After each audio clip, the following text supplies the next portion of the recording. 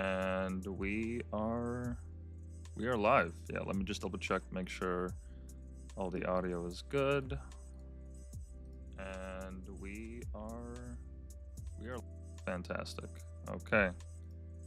Welcome everyone to yet another Whitepill stream. Today I got interesting guest to say the least, just based on his digital footprint. Tuna, you may know him as the guy that keeps telling normies to get a fucking job. At least that's what I recognize you for. But yeah, thanks for coming on today. I appreciate you taking the time out of your schedule. Yeah, no problem.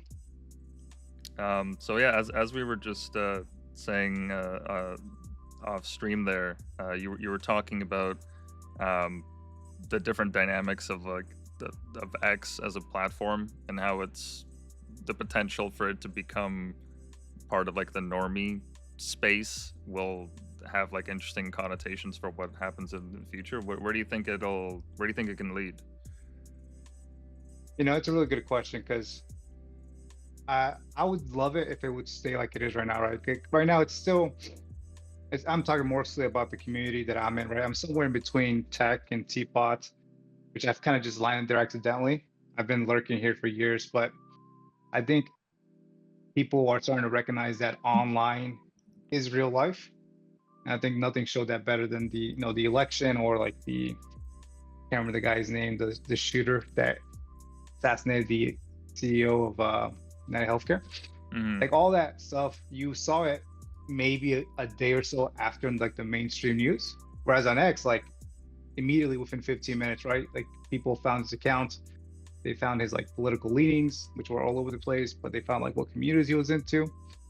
And right now, I think we're just now starting to cross that edge of like mainstream, maybe like underground, quote unquote, and it's gonna blend into the next stage where it'll be like this is online is the real life now. There's no more like, hey, like back in the day we used to laugh at people, right? We would think like, hey, like there's no way you could like be online, quote unquote, and like that would reflect in any nature to the real world. And now it's like that is the real world. X is now the real world. It's very interesting. Yeah, because ultimately, I mean, as you said, the story of the shooter just being like a microcosm of it. It's yet another example of just how quickly the news, like, not only gets reported on X, but like it happens on X, right? Like nobody was Yeah. reporting on his like fucking LinkedIn profile or his Facebook or whatever. Like all of that was tertiary. Everybody immediately was like, "Oh shit!" Like before they lock his account, I got to go back through his old tweets, and there was just Yeah. endless memes of like him being teapot adjacent and so on and so forth. Like a lot of the news coverage too, I noticed, was talking about like, oh, what is teapot? And like for a moment everyone was kind of like, oh shit, we've been found out, boys. The normies found us. Yeah, and that was just because it's such a vital thing. I mean, I'm just speaking from personal experience. I live in Canada, and our we they passed a law recently where um no news organization can post news on meta platforms, so Instagram, Facebook, so on and so forth. And if you go on like now, even like the biggest news organizations in Canada, they don't have a presence on that. But Twitter is not, it's not affected by it. I don't know why it doesn't fit that legislation. Hmm. You know what the explanation is for it, but uh, Twitter seems to be impermeable to that. Like for fuck's sake, the what is it? Is it not the Sultan? Sultan is not the right word. The guy in Iran, the head guy. I forget the name of the position. Is it the Or like Ayatollah? something like that. Yeah. Yeah, Sounds like right. even he has an account. Like even he has a Twitter presence. You know. Yeah, no, exactly. And I mean, just even more so, like speaking from even more personal experience, I started working for a company in the last couple of months, um, called Outsider Supply, and the gig I got off Twitter, whereas normally Oh, like I wouldn't have been able to at all, find this kind of a job or be able to meet any of these people and find all these different communities like Teapot. I wouldn't have that exposure to it.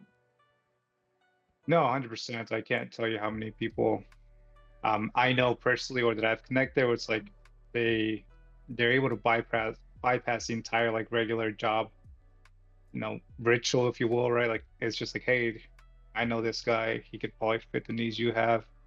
Boom, there you go. Or like they post something interesting and they get attention from a company, and then you're able to just get past all the usual BS of like Indeed, interviews, all that stuff, which is pretty fascinating. Because I used to have it back in the day for sure, but not as much or as I guess like documentable, if that makes sense. Like every now and then you would hear a story like on an old forum, and so and so would email this guy and then he would get a job.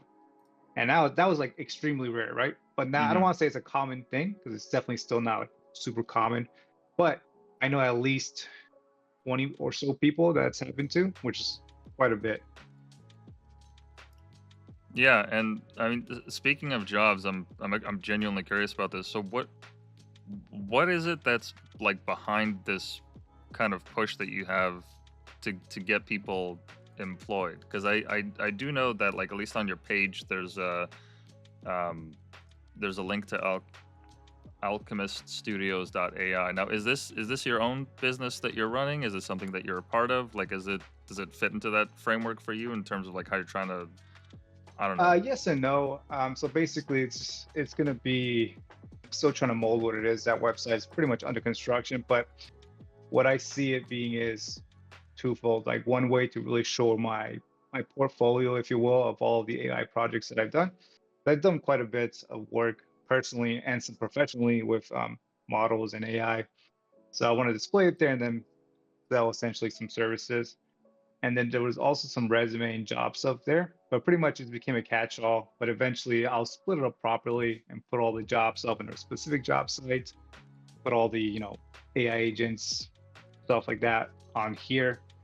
For now, it's just kind of a catch-all, and I'll have all my projects that I've worked on. Eventually, I see it being almost like a kind of like a boutique consulting, quote unquote, where like you can ask, because I've done a ton of projects for people, and I haven't really, no, I've been consulting now on top of my day job for years as well, and I've never really taken the time to like put it down on paper and be like, hey, here's how it's gonna operate, here's what I offer.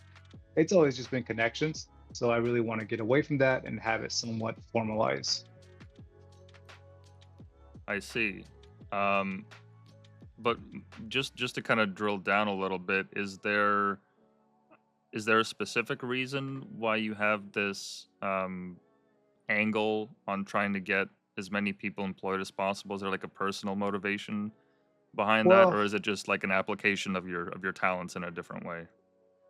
no, no, it was, and people, there's been a lot of, drama and whatnot. And really, it really started from is, I joined the community, quote unquote, of Teapot, but I had been here for like years, mostly for MMA stuff. And I was talking to these kids who they were spending a lot of time developing their own applications, their own like apps, just I guess like just this is say apps as catch-all. Hmm. And I would ask them these questions, right? Because some they would be like, hey, does anyone have experience with whatever this? Can you help me out? And I was like, yeah, man, like I got a ton of experience. Like, what are you trying to do? And then we would keep talking, and then I would like drill down, but hey, like how much money are you actually making here? How many users do you have? And they would tell me like a three daily active users. I've never made money, or like I've lost a ton of money, right? Which is the most common answer. And it just really shocked me because I would talk to them and they would genuinely believe, like within their heart of hearts, that they were like one DM or one Discord call away from raising millions of dollars. And nobody believes me, right? Like nobody understands. Like these kids are pretty like I don't want to say naive, but they don't understand that for every like huge success story that you hear in Silicon Valley that someone raised millions and millions of dollars, there's hundreds of others who are living paycheck to paycheck on a couch, wasting their primary years not getting a job because it's not cool. It's not, it's not the good thing to do, right? Like if you get a job, you're a loser. And that just seems so silly to me. So it started a bit organically there. And then it just kept going and morphing to what it is now. Interesting. Um, because I would expect if any sector is going to have a high rate of people that have these kind of pie in the sky dreams. It certainly, like it, tech is certainly going to be one of them, because as you said, Right. like there's this idea that, oh, if I just get the right retweet, if I just get the right Hmm. follow, if I just get the right attention, um, whatever, you know, circumstance you want to picture, then you can actually skyrocket. Which, I mean, some people do, but that's not the rule. It's the exception to it. No, exactly. And the more I kept talking to them and the more I kept being like, hey, like what, like everyone kind of like the biggest thing that I've learned from all of this is like nobody has like a practical logistical understanding of what it takes to run a business or get a job. And when you're talking to a kid who's 21, 22, right, and they've gone all in on their app that has 6 users, and the idea of getting a job disgusts them, like it truly makes them sick. It's like, where does that come from? Like what, like, and some of these kids I would talk to, and they would be like, I really want to be a startup founder. Like they want to. I think a lot of people are in love with the idea of being a founder, quote unquote, Hmm. but they don't really know what that means, right? Like when you talk, I have a couple of people that I've talked to with from Y Combinator, and on average, like like most of the people, from what I've heard, now I could be wrong, right? This is not official science, but a lot of them end up regretting it because it sounds cool to raise millions of dollars, but how much money are you actually making? And what it comes out to, like a lot of these people, by the time they get funded and by the time you pay everyone back, like they're actually not making that much money. Now the idea is you're gonna get bought out, you're gonna get sold, right? And then you'll make your money. But as common as it might seem, you have to understand it's like a bunch of the baby turtles, right? A bunch of baby Hmm. turtles are going to try to get to the ocean, but only a few of them are gonna make it, and that's why there's so many. But nobody cares about the turtles that died. We only care about the cool turtle that made it to the ocean, and the other guys, fuck them, right? Who cares? But nobody tells that story, and I just wanted to prevent that from happening. And it just the more I talked to him, the more I kept discovering stuff that was pretty shocking, and it just led down this path of me trying to steer people towards getting a job. Interesting.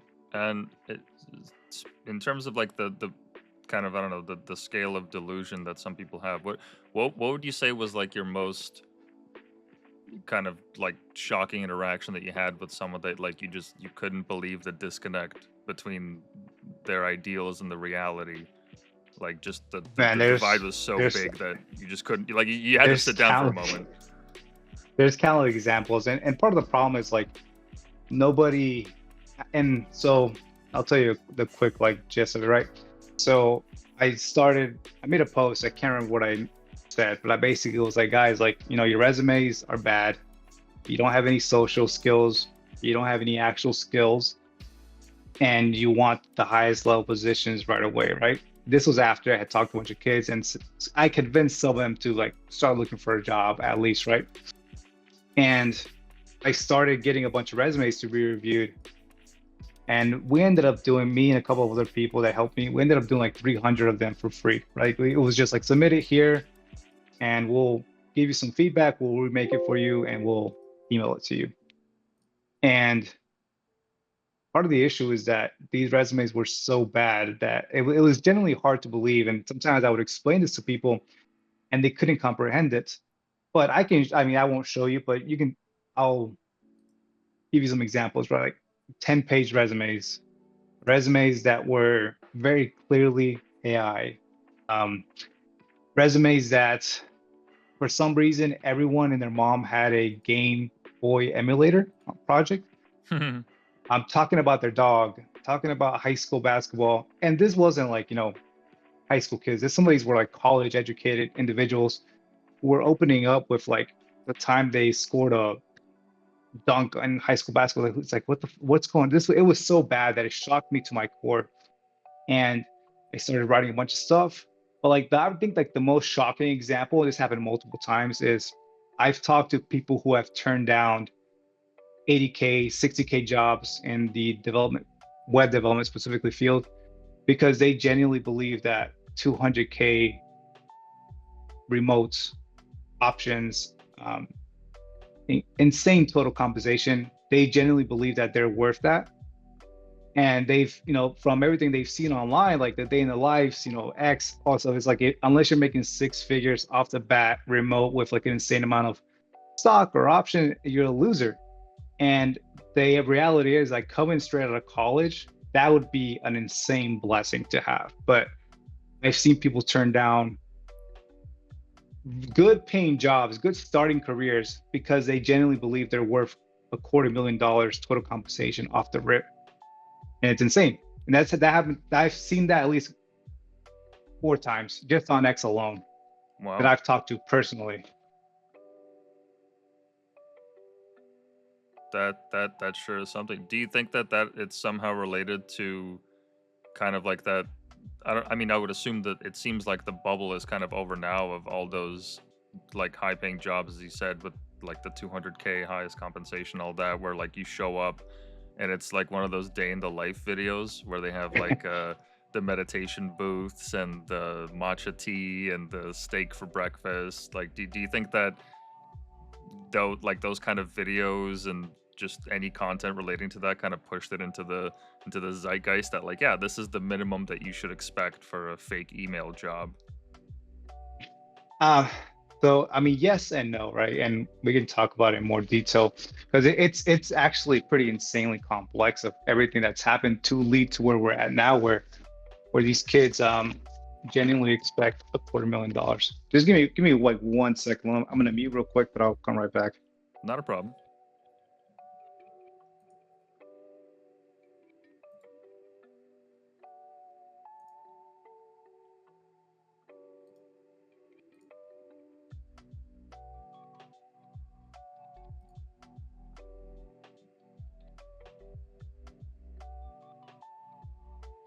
All right, sorry about that. All good. Uh, so it goes so deep, and like I would say if you really wanted to like see what the issue was, you would have to go back maybe like 10, maybe 15 years ago, because programming in general was not very popular. What ended up happening is people found out that you could make a lot of money, like more money than a doctor. Coming out of college, coding was very hot, right? Like everyone and their mom said, hey, if you want to make a ton of money fast, quickly, you want to be fired, quote unquote, Mm-hmm.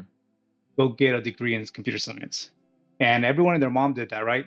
So that flooded the field with a lot of people who are not as passionate about it or not as skilled, but that just kind of happens by default when you have so many people going into the field. So there's that aspect. Number one, like the field became incredibly saturated. And then you have the zero interest rate phenomenon, right? Like I can't tell you how many friends I have who were working at the most insane startups where like, oh, like what are you guys doing? Like how that doesn't make any sense. Like that's never gonna happen, right? But who cares? Like it's 0% interest rate. We'll hire 100 developers. Like we have enough money, we have enough burn rate. That has, I don't want to say it's disappeared, but it's definitely slowed down a lot. So you have that. Then you factor in COVID, right? During COVID, money was extremely cheap. You could hire a ton of people, and everyone was working from home. And like everyone knew the song was going to end eventually, right? But Mm-hmm. it's so insidious, especially the higher you go up. Like people don't really care about the long-term projections.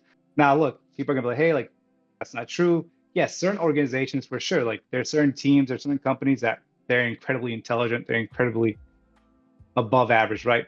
But a lot of people, and this is not just in tech, this is I would say like in white collar work in general, they're just really worried about the next 2 years for themselves personally, because they're gonna bounce, right? They're gonna just come in, make their resume look good. I'll see you.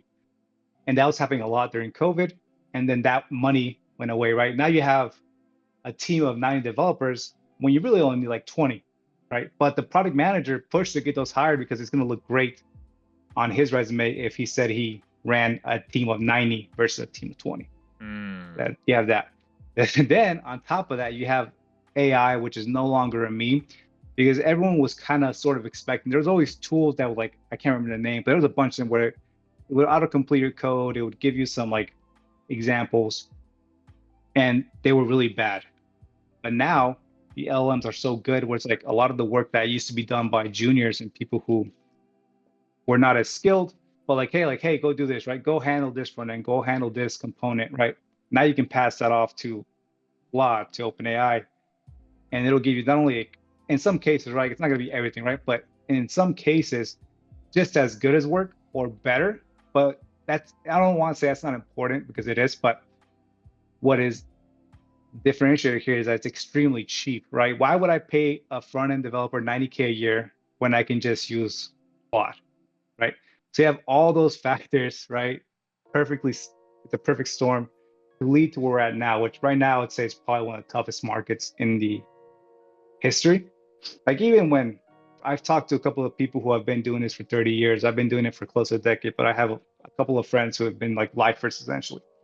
And they told me like even in 08, 2012, while everyone and their mom was like getting fired and like losing everything, the tech market never really slowed down. It still was pumping there. And that's how it's been for so long that people kind of just expected that's how it's always going to be.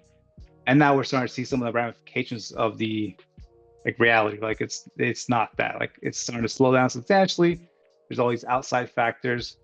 And now the way I see it, and you jump in and interrupt me whenever you want to, but the way I see it is the market is shifting more and more to becoming a generalist and being able to do a little bit of everything, right? Being a little bit of DevOps, a little bit of like cloud stuff, a little bit of front end, a little bit of back end. And I see it becoming more of a blue collar type of job in the future. Now, that's just, I'm talking mostly for web development, and I want to be very specific about that because I tend to get in trouble for talking in generals and a little bit passionate, but that's the way I see it going for specifically web developers, which is the biggest chunk in computer science.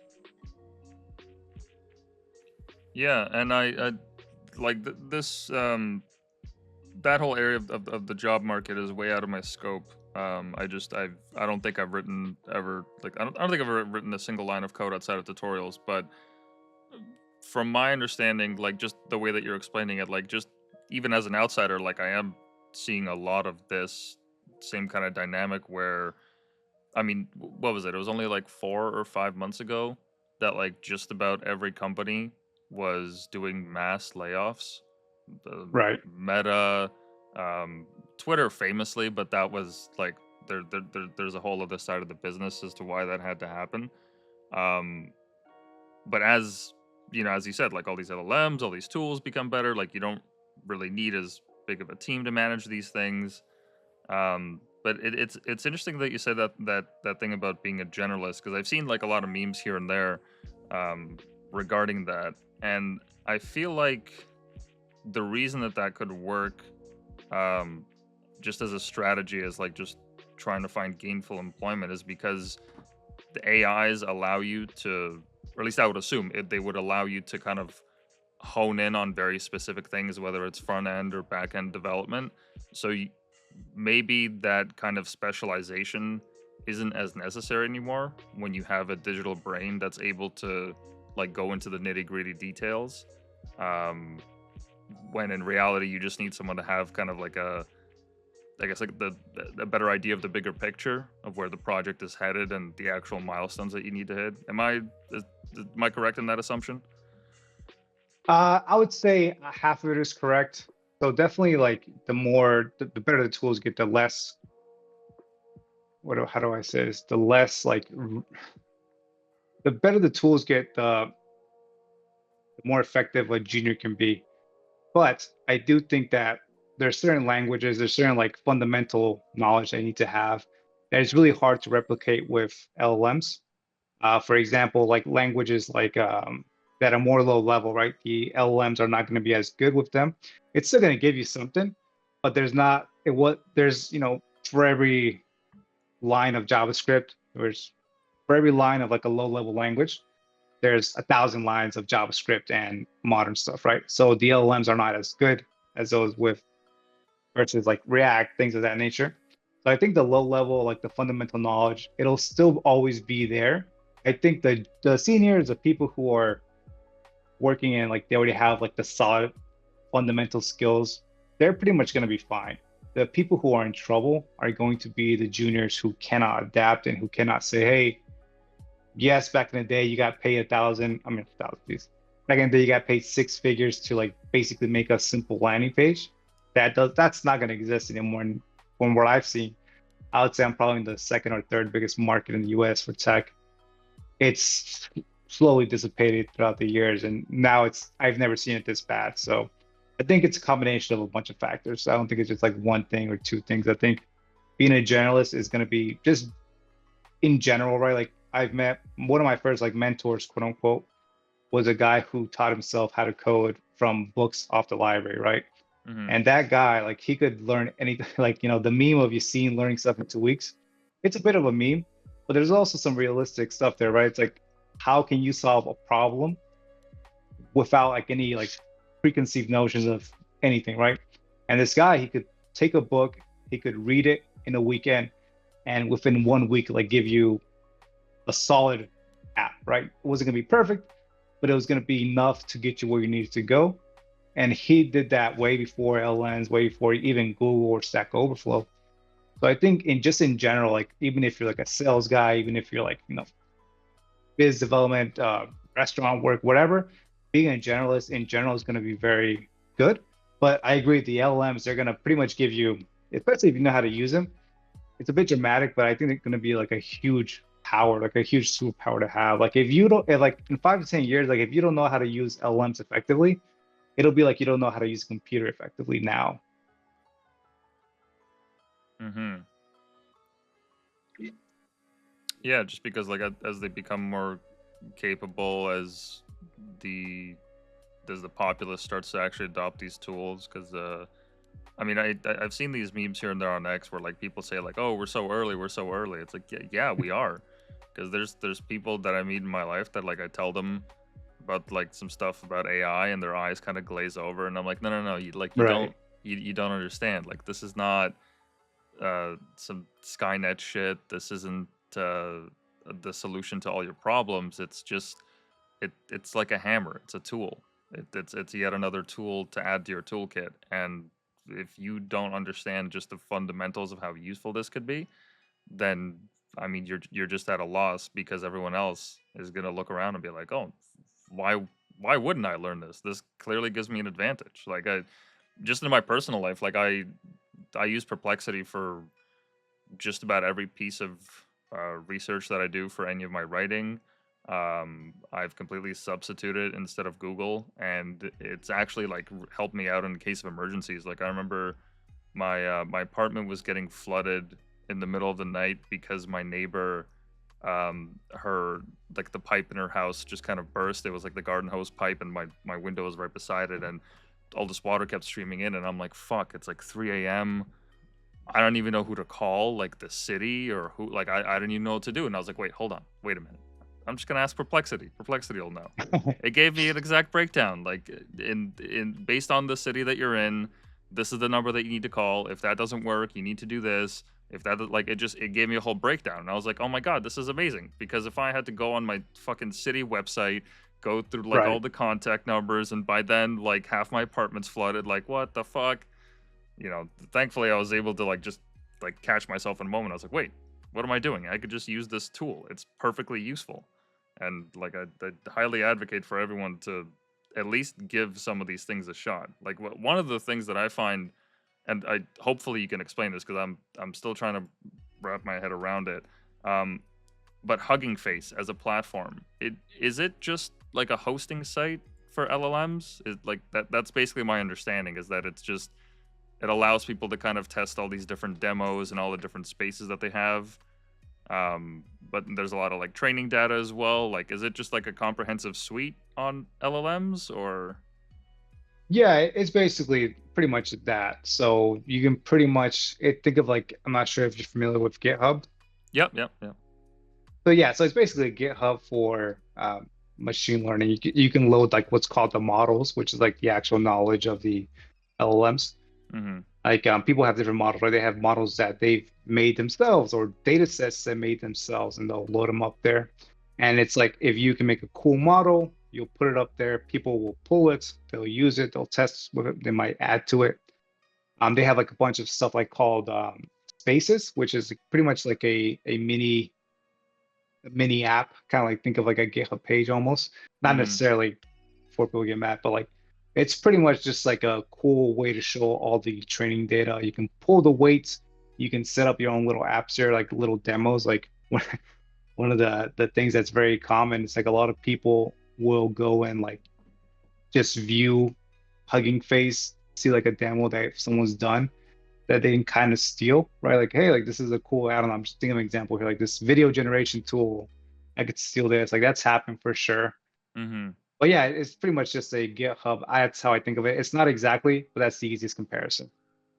I see. Yeah, I mainly use it because I don't have a subscription to Midjourney, so I just use their Stable Diffusion large space for like any AI generation that Grok isn't able to do for the most part. But I do remember, I think it was like a week or two ago when Sora first got leaked on Hugging Face. Um, Hmm. and like it was up for like a solid 5 seconds before it got absolutely ripped down. Do you know anything about that? Like how that even happened? Like how could you even load something like that onto Hugging Face? Because from my understanding, it was kind of done in in protest because a lot of the creators that were invited to like the secret beta, they felt that Hmm. they were kind of betrayed by OpenAI because their creations were being used as the training data without their knowledge. Am I getting that right? Yeah, I think that's pretty much what happened. I don't have the exact details, but from what I understand is people they get these weights ahead of time to like test for safety, for like just general user ability. Just in general, people will get these weights as a beta, and there's really nothing to stop you from uploading them to Hugging Face. They probably labeled it something else. Maybe I don't know. I'm assuming Hugging Face has some sort of like automation going on to check for that, but maybe they don't. But pretty much they uploaded their weights, like you're saying, right? As in protest, a lot of artists are obviously not very happy with AI, but I don't think they understand that they pretty much have no choice. And as a protest, they put the weights up, and yeah, it immediately because there's people monitoring these like Hugging Face, RVAX. I'm not sure if I'm pronouncing that correctly. The tool that shows all the LLM papers. There's people that are monitoring that like at a like minute by minute basis, just waiting for something to like potentially leak, some potentially cool news.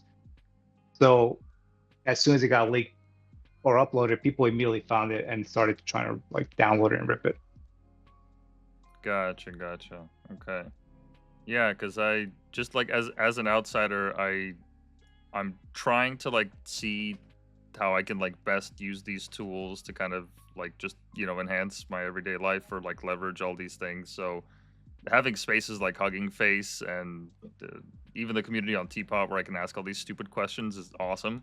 Because like besides asking Perplexity, like it'll give me like all these technical terms and breakdowns and all that, and I'm like, okay, I got no dog in this fight. I'm just trying to Right. make some funny images or like um, better understand how to use these agents and take advantage of it. And a lot of it is like just very heady and in the clouds. Like sometimes I'll find myself browsing Teapot and I'm just like, okay, now we're getting into like 4 syllable words. Like I don't I don't understand this shit. It's just it's hard for someone on the outside, at least like myself. Like I'm not technical in that regard whatsoever. But it's exciting to see. I love it. I love the enthusiasm, especially on Teapot. Um, People just posting all these different projects that they have. Like the one that stood out to me, I think it was posted about 6 months ago or so. It was built. It was an app that was built off of those Meta Ray Bans sunglasses that Hmm. they tied to. I don't know if it was an LLM or what kind of architecture it was, but they essentially made a facial recognition app that would do a scan of Facebook, LinkedIn, and a couple of other sites, so that as you're walking by in just in a crowd, it'll auto detect the face and then immediately like send that data to like a laptop elsewhere, and it'll actually give you like a breakdown, like this is who the person is, or like here's the percentage chance of that this is the person who as in terms of what they look like, this is where they live, this is where they work. And they did this experiment where they like actually like went up to these people and they were like, oh hey, aren't you so and you work in such and such place?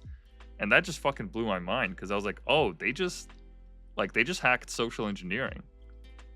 Right. like completely. No, that's amazing. And I think vision with a LMs are going to be probably one of the most like unique ways to apply it, because everyone and their mom can make a chatbot now. Like chatbots used to be the thing, agents, which we can get into, but I don't want to say it's been figured out because it hasn't. But I think most like the use cases for like a chatbot, like the plumbing, if you will, of AI on the like the web, on the desktop or mobile, it's been figured out. Where it hasn't been figured out as well is with vision, and I would say even wearables, right? You have the Meta, it's kind of tied in.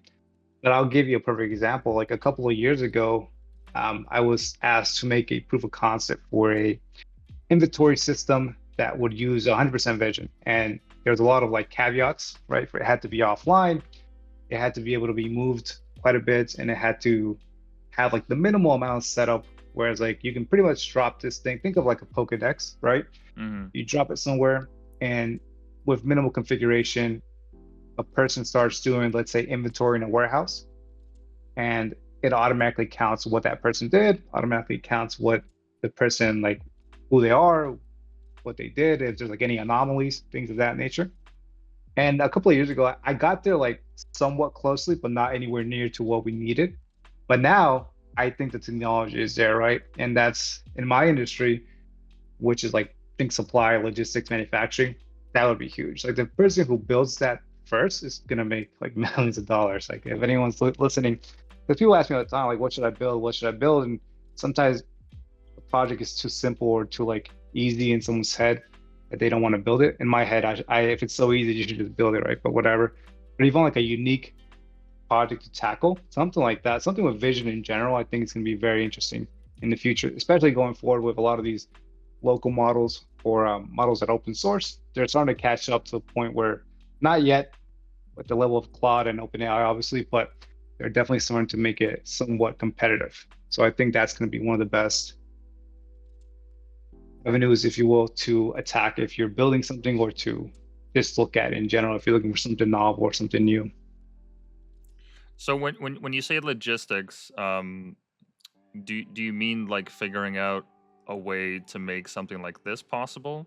I don't know if you can see it, Yeah. but So yeah, no, it's I can see it. So yeah, so exactly right. There's a big push in the industry to get basically this for everything. Now the problem is like these type of solutions, and we're looking at like a robot doing fulfillment work for those who can't see. But the problem with this is like these type of demos, and I've talked to like I can't tell you how many consulting companies I've talked to, because they're always trying to sell stuff like this to me.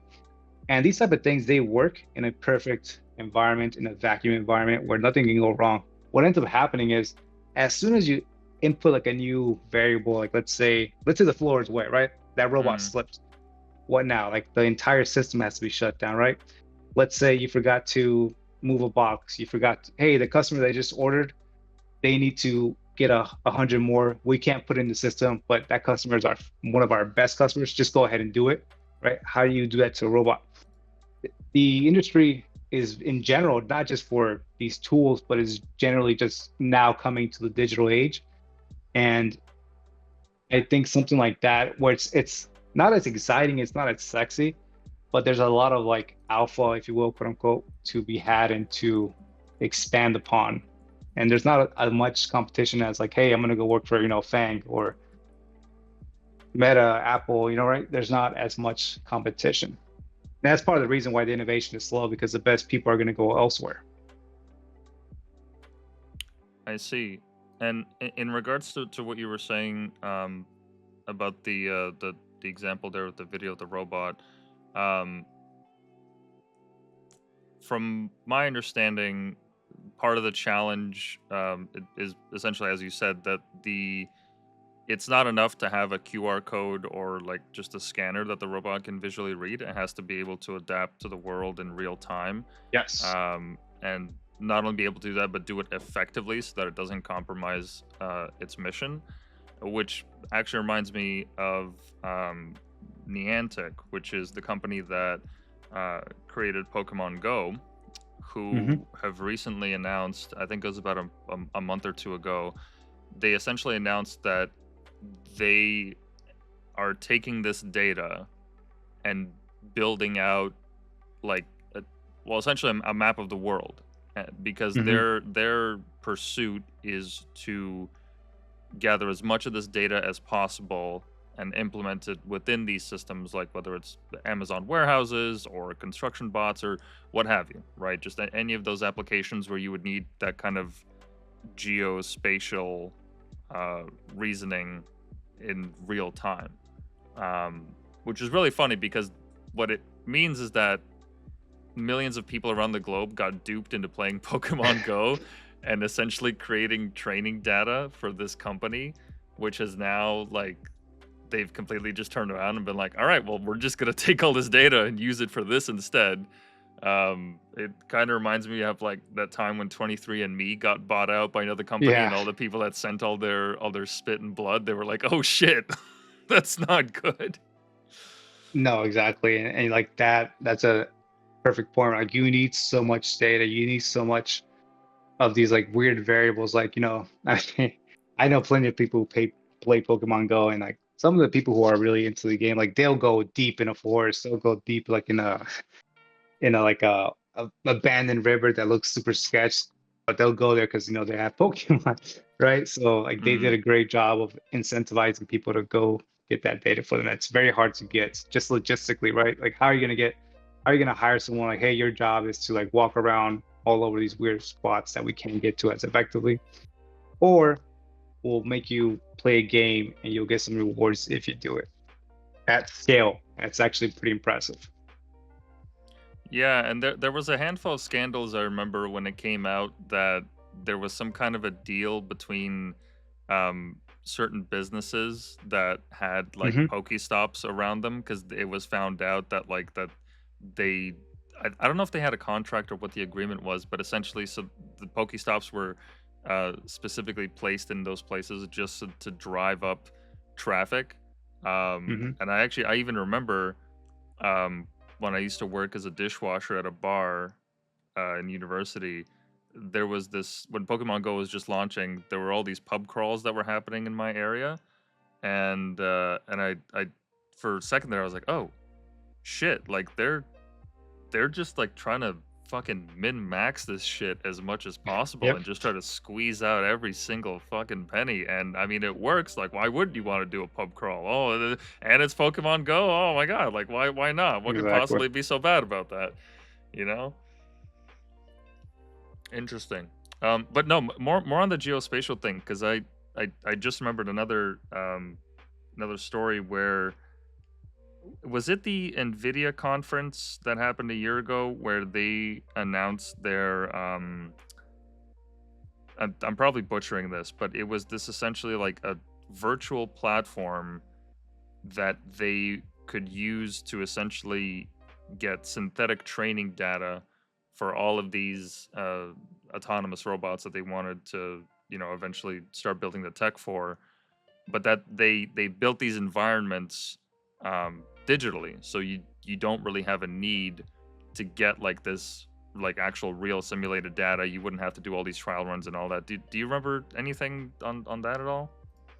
I don't, but I do have a cool story with synthetic data if you want to talk about that, but I don't remember specifically what the NVIDIA thing was.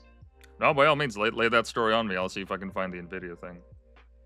So like this was, and I made a post about this. I'll find it. But so like I want to say a year or two ago, I made a post saying like there's going to be a huge scandal one day because of synthetic data, and people are going to say how did no one catch this?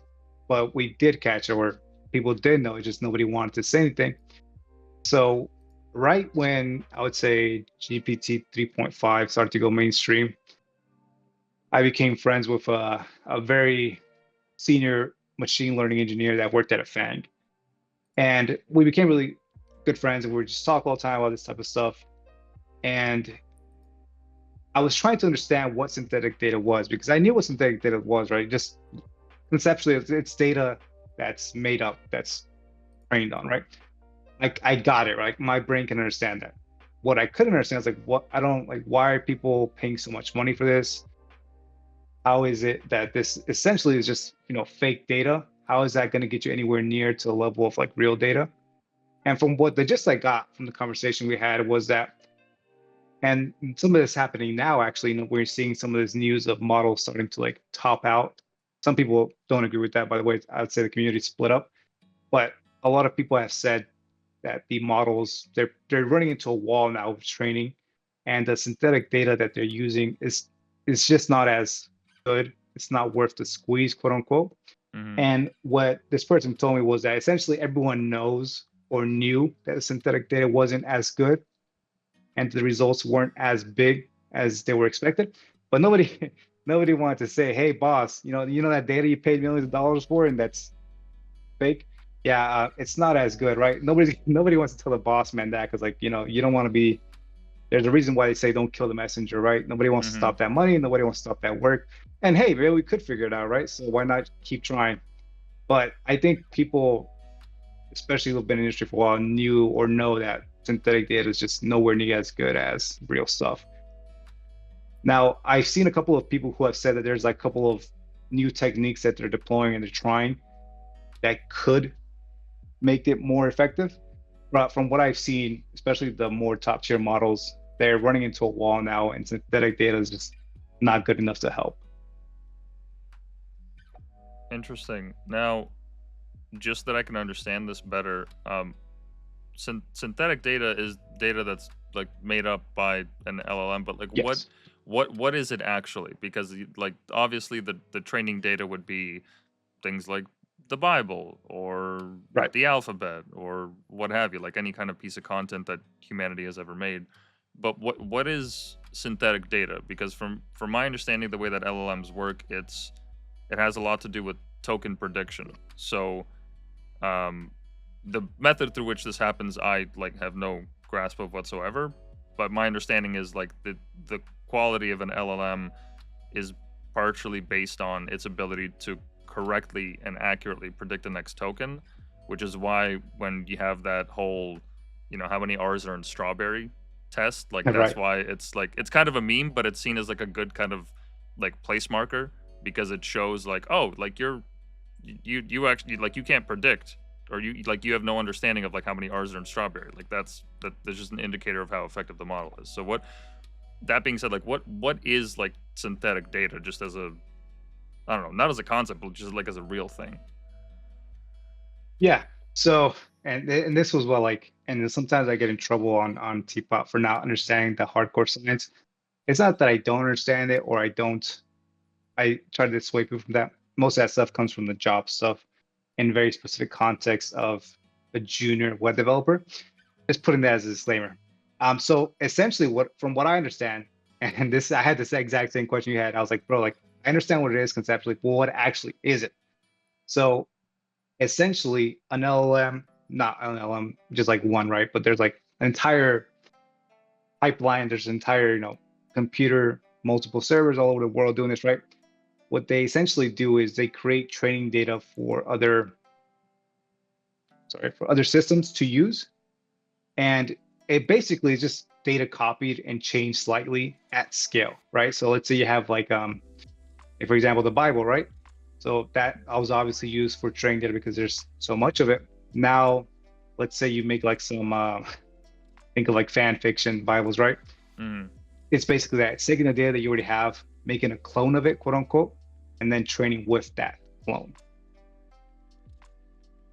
I Which sounds like see. very simple and very like I just broke it down really simply, but essentially that's all it is. And there's like entire this is a I would say probably multi-billion dollar operation or ecosystem that exists just for making this type of synthetic data.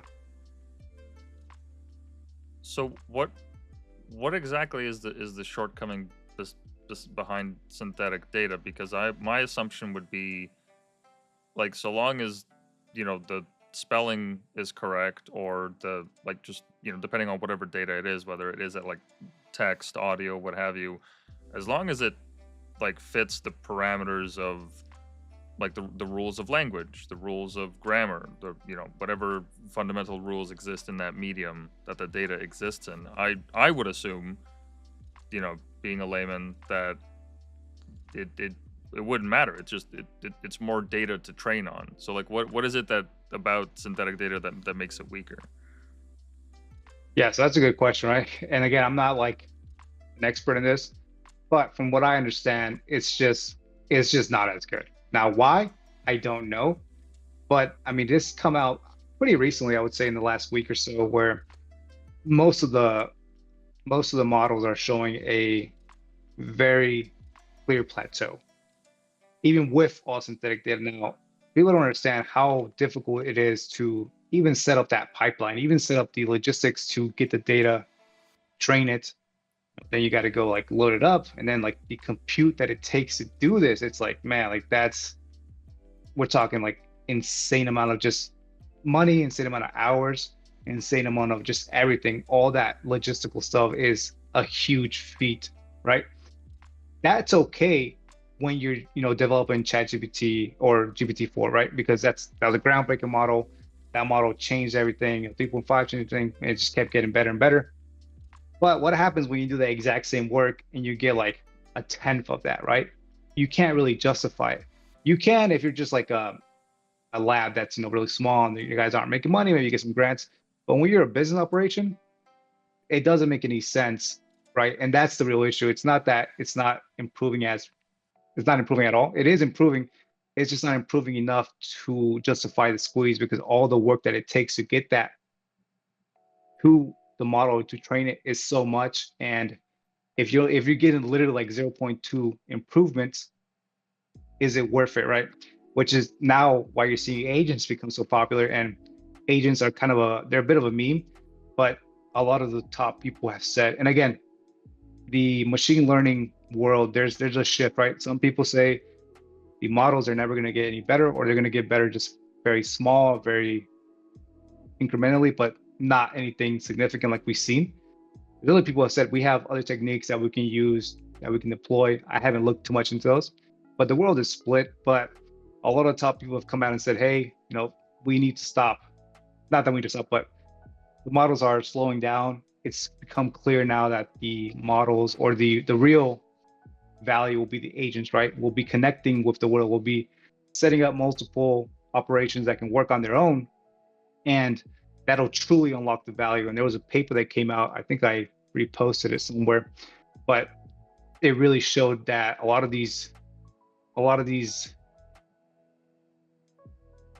tests or bookmarks, they're kind of fake, right? And everyone sort of knew that, but no one wants. I mean, some people have said it right, some people haven't, but it's like, hey, this guy's a PhD, this guy's a scientist. Like, what do you know, kid, right?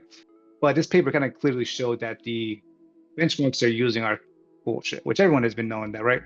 It also showed that Claude is probably the best one right now, which again, everyone kind of sort of knew that. And I can't remember, there's one more thing. Let me pull it up, but let me see.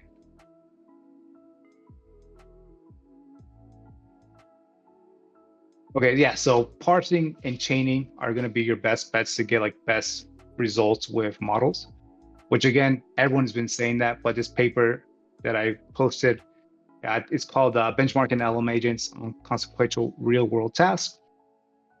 It was amazing. I think everyone should go read it. It's pretty short. I think that shows the next, like, what's the word? The next stage basically of models. But yeah, sorry, that was a bit of a rant I went on there. So No, by all means, this stuff is great. Like I said, man, I am such an outsider to this. I'm just, standing on the out, looking in, using tools here and there. But it's great to have this breakdown. I don't really, in my personal life, I don't really encounter a lot of people that like even work with AI.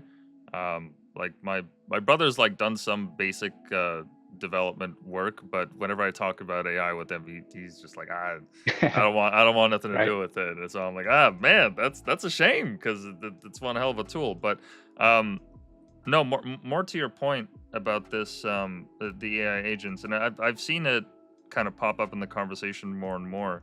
Um, is it simply because like you're multiplying the capabilities of a workforce so that you don't just have just one like single user, um, like using an LLM or what have you to work? Now you can like actually create a chain of like a process that like, okay, I need first create this landing page, then take the landing page like image, transfer it to CSS or HTML or what have you, and like creating that pipeline, is that the value in agents? Because like realistically, isn't that just the same as like one individual person going through the chain themselves? Like, what is it that makes AI agents different?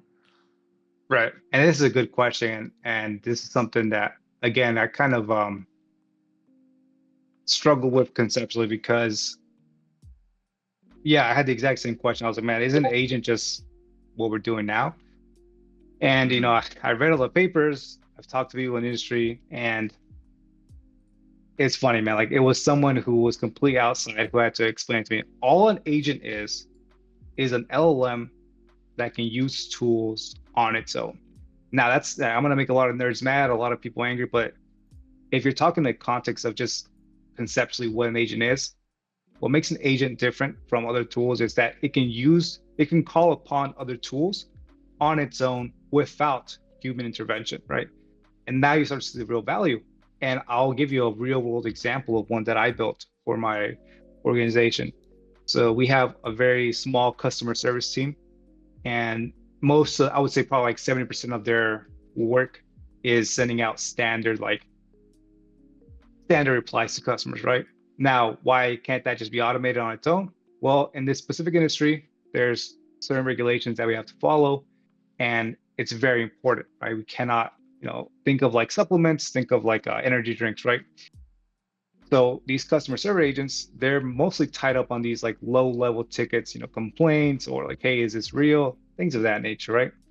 So what I was tasked to do is like, hey, can you make something that takes in the customers, whatever input from the queue, read it, give a standard response, but before it sends it out, it should call upon another LLM, which is going to essentially read that sentence, read that paragraph, whatever. It's going to say, hey, does this pass the sniff test, right? We're not, like, for example, there was airlines that got in trouble because a customer was I think they were able to get a bunch of free tickets or something like that. But that's an example, right, of an agent behaving badly. But for this agent, it'll respond to a customer with some standard. Before it does, it calls upon another tool to check itself, right? Oh, hey, you're not telling the customer to go sniff glue. Okay, good, send it out. Hey, this kind of looks sus. We should probably bring someone in. It fires off a bunch of notifications, and then it brings a human in if needed. The human will then say, you're good or you're not, cancel. There's a flow. But all an agent is the ability to use other tools on its own. That's the key. I see. Yeah. No, that's basically the gist of what I've gotten from it. I did see like a live demonstration of this guy he was doing a demo of his app for AI agents, and he was explaining um how useful they could be, especially in the context of sales. And having worked B2B sales Mm-hmm. in software, just like the amount of fucking manual labor, which okay, like that's obviously a meme. It's not actual Right, right. manual labor. You're just sitting there and clicking, but like just working with like any CRM, whether it's fucking Yep. Salesforce, HubSpot, what have you. Oh, you got an email from a lead? Well, all right. What do we do with it? What stage are we at in the pipeline of the sales process? Like, have we responded to them yet? Like, it just all these like little things that you'd have to take off manually. And sure, like you could automate, sections of it, but still, it was quite Right. a bit of like manual work, just going through the emails, doing the calls, like so on and so forth. And yeah, having an agent that could just simply do it for you and, you know, do it based on sentiment analysis to better understand the meaning of the message, or contextually, read a conversation in its entirety between like 10 sets of emails or what have you. Like just being able to leverage all that entire pipeline and to have to automate it, like that is absolutely key. Like why have one chat GPT when you can have 10, when you can have 20 or 100? Exactly, right. And no, I know exactly what you're talking about the manual labor, quote unquote, because one of my first roles, I was working very closely with the sales team. And yeah, like, there's like click on LinkedIn, then click the email. Okay, they have some like Google Chrome extension that automates some of it, Hmm. but it always fucks up. It always does this. And then we got to import that to this thing, and then we got to import to that thing. And it's like all this like manual labor, right? That's not really manual labor, like you said, but just to clarify. But there's a lot of clicking and back and forth and a lot of time wasted there. And people, they kind of just get used to, right? They kind of develop their own flow. They get used to dragging and dropping. But exactly what you're saying, right? If we had a tool that did all of that for you, let's say you start from the very beginning, which is like the prospecting to all the way to the deal negotiation. In between there, depending on what kind of stuff you're selling, it's a huge amount of work. If we had an agent that did all the steps that you just said on its own, right? Like, hey, I can't afford that right now. The agent fires off a response, right? Based on what they said. That's very powerful. Now you're saving a ton of money, right? Now it's like, why would we have a team of 20 salespeople when we could have two and a bunch of agents, right? Now you start to see why it's going to become so popular, is because it'll finally let you use these tools in a very effective way on its own. That's the key here. On its own, it can't be babied, quote unquote, by humans, because then there's really no point. But that's exactly right. That's where it's going to start to show some of its value, and I predict it's going to get very popular in the next year or so. Yeah, no, and I mean, speaking of quote unquote manual labor in sales, I remember when I was just starting out in my role, and I didn't even know that you could scrape data on the internet. Right. I didn't even know that was like a thing that you could just set on autopilot. And this was like during COVID, so it's not as if like we didn't have the tech, and I was doing this like in the early 2010s trying to figure this shit out. But I remember, because I didn't know anything, and I was working at a startup at the time. I was working with two monitors, and I had Google Maps open on on one of them, and I had It's an Excel hilarious. spreadsheet open in the other. And like I had a macro button on my mouse that I just like copy paste, address, phone number, all that. And then I was like, wait, hold on, there has to be a simpler way to do this. No way I'm gonna be here for fucking hours doing this shit. Fuck that. And then I No, discovered but like, Parse Hub. exactly. Yeah, Yeah, like everyone will start developing their own little macros, their own little extensions, parse up, things of that nature.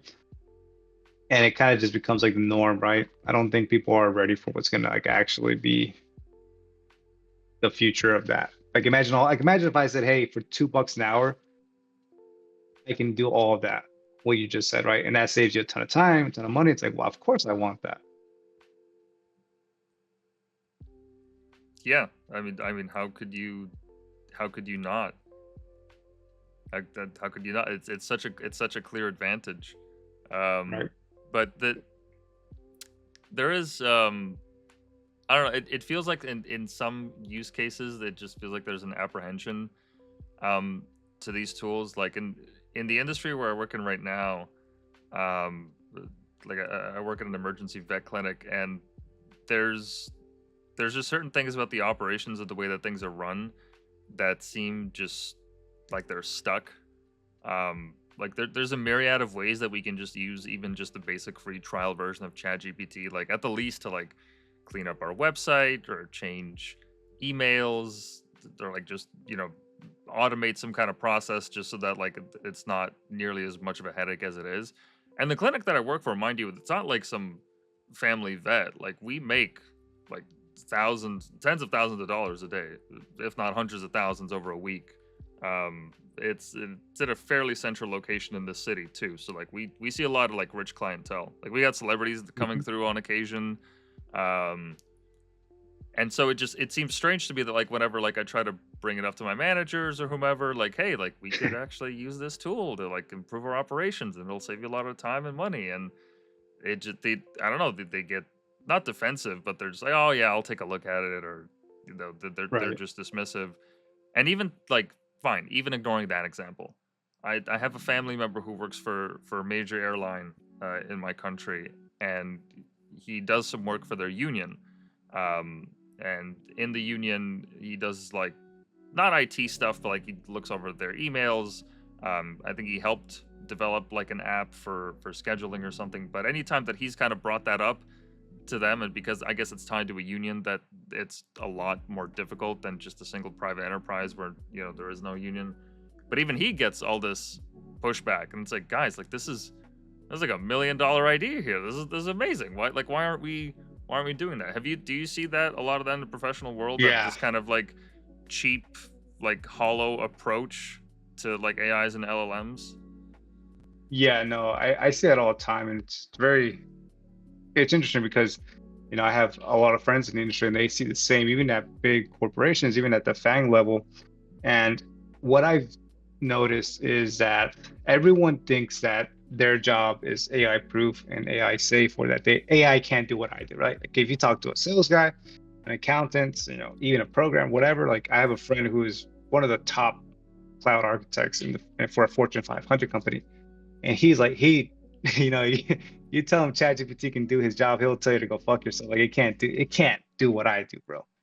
And it's Hmm. like maybe at first it couldn't write, especially 3.5 and 3, but I just don't think people understand how powerful this technology is because they think that they truly believe that their knowledge and skills cannot be replaced. And B, another big thing that I've seen is when people finally do use it, like I've tried to get some of my coworkers to use it, some of my team to use it, they use it, but they don't use it effectively, right? They might ask ChatGPT like a regular question, like as if they're talking to a person, right? They're not prompting correctly, they're not parsing the data, they're not chaining it to other stuff, and they're getting a pretty subpar result, right? Versus the person who takes the time, hey, we're gonna make this prompt, we're gonna parse all the data to only send what we actually are caring about, and we're going to chain it to other stuff so that we save a ton of time, right? That is going to be a ton of more effective. And essentially, that's an agent, right? You're going to save a ton more time, get much better results versus the person who just randomly asked ChatGPT one day, and, this is stupid, right? We're not going to use this, right? So I think it's a combination of those two factors of like ego, quote unquote, which it's inherently human, right? It's not a bad Hmm. thing. It just is what it is. There's ego, and then there's the lack of knowledge of how to like really, it sounds really buzzwordy and LinkedIn, but like unlock quote unquote these tools. There's a bit of a upfront investment cost, time wise. Right, and in terms of proper prompting, like I've heard a lot of discussion around this, and I've tried to kind of like get a hand on it, like try to give like a not a profile, but like a I don't know what the right word for it is, like a base prompt, so Hmm. that like it shapes the responses accordingly, whether to Perplexity or Chat GPT. But if you were to put it in kind of like a philosophical approach, like thinking about the way to properly think, what what would be the way to approach an LLM in like the most effective way when it comes to I don't know solving a problem? Like I mean, referencing data, like anybody can fucking Google. It Hmm. doesn't take a genius. Like when was George Washington born or whatever. Like those are simple, A/B testing kind of questions. But if we're looking into like trying to dig deeper through like several layers of context, or what have you, like what do you think is the not the proper approach, but like a good place to start with the kind of thinking that it takes to actually like to take full advantage of an LLM? Yeah, so that's a great question. It's that I'm very like passionate about. And I think, let me check here. Yeah, so on my account, there are articles, the second article that I've written about prompt engineering. And it's what it is basically is like there's actually studies about this. Like this is actually a very like well-known, like documented, like there's PhDs working on this stuff, right? And they've shown time after time that prompting not only does it vastly improve your results, it does so very consistently, right? So they have like actual stats, especially if you're working with like with when you're working with ChatGPT and when you're working with Perplexity, like you have the best models available. Hmm. If you're working with like a very small local model that you're running on your laptop, it's going to be much worse. But what they've shown is that if you improve your prompting, it'll make a substantial difference on your results, on your hallucinations, on your just even formatting. So it comes down to a couple of things. And I think the first study I linked to there, I think it's the one that says like all you need, yeah, for principal instructions are all you need, right? And what that means essentially is that there's certain principles that you have to follow when you're communicating with an LLM.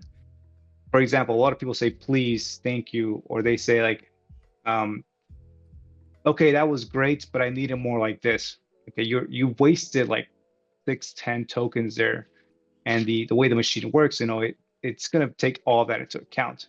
So it comes down to being able to describe it very clearly, concisely, and removing basically all human type of interaction, like no please, no thank yous, no like any extra fluff, right? And Hmm. one of the interesting things that I've seen from these studies is that the LLMs tend to perform better when you say something like, this is the most important part of this prompt, space, whatever, right? I will tip you very well if you do this, right? You must do that, right? It's almost like the LLM, it wants to be pushed in a direction, but it has to be concise, very clear. Like imagine you're trying to explain it to a baby how to do something, right? And you can't have any fluff. If you follow those three things, like you will have substantial improvements. And I think the first study has like, I want to say maybe like 16 or 20 principles to follow. If you do just a few of those, you'll see substantial improvements. And like I said, the studies show that it is an actual statistical differentiates between not prompting and prompting. It's pretty substantial actually. I would say from what I've seen, and like you'll have to kind of like read in between the lines, like they're benchmarking it in their own way, but they've seen improvements that are substantial from like anywhere from like 10% to 30%, in some cases even 50%. Now, what does that actually mean? They define it very clearly within their own enclosed structure, but just using it day to day, I can see the difference. I can feel the difference when I'm using it, and then I watch another person trying to use an LLM, and it drives me crazy. I'm like, what are you doing? Don't say please. Don't say thank you. Don't say all that stuff. And it drives me crazy because they're not using the technology to its full potential because they don't want to learn how to prompt. Or one of the bad things that happen, and this is ironically caused by LLMs, but a lot of prompt engineering, quote unquote, it became a meme and it became so popular that a lot of SEO people started to write articles about this stuff. And it kind of just became this self-fulfilling prophecy of like the prompt engineer, quote unquote. It became a meme. But there's actually studies and real stuff that you can do to see substantial improvements with like very little investment.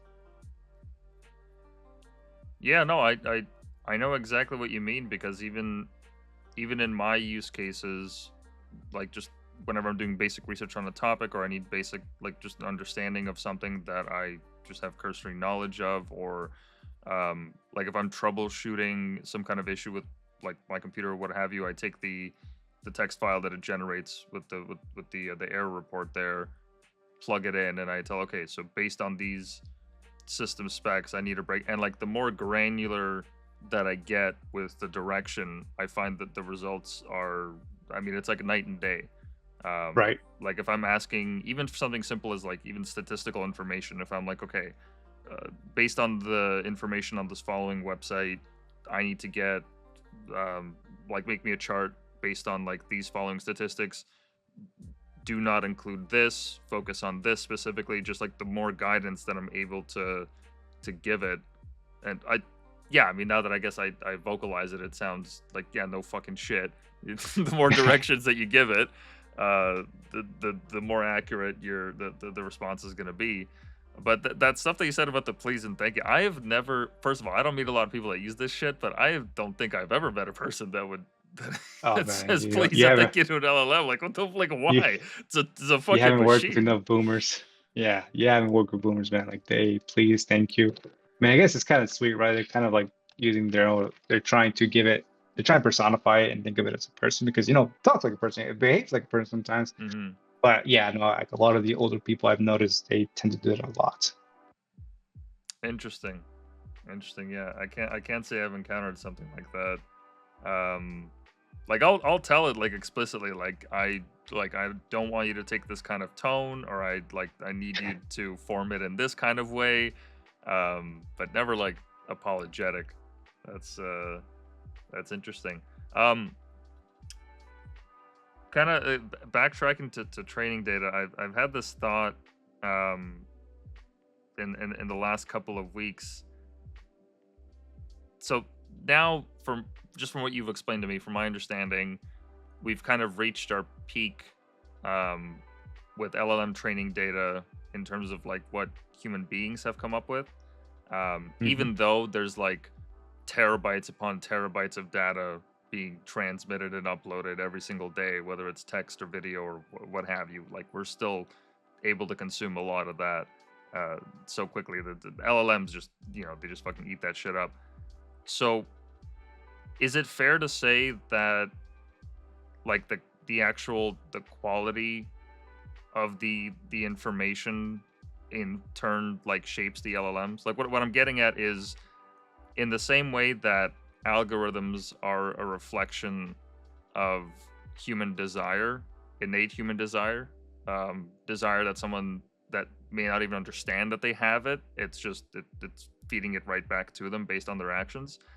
Um, is it then fair to say that the quality of LLMs that we will see in the future is essentially in large part based on our outputs? So that if there's more slop, we're going to get slop AI, versus if we output more Kino, we're going to get Kino AI. Is that something like, is there some truth to that?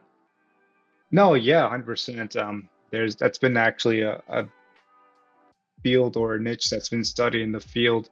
And yeah, what you see if as the data starts to get mixed with synthetic data, and I'm using the Canada as a catch-all, right? Synthetic data, let's just say anything that comes from the LLM, right? As the real data starts to get mixed with the data that is synthetic, the results start to get incredibly like just degraded, especially at scale.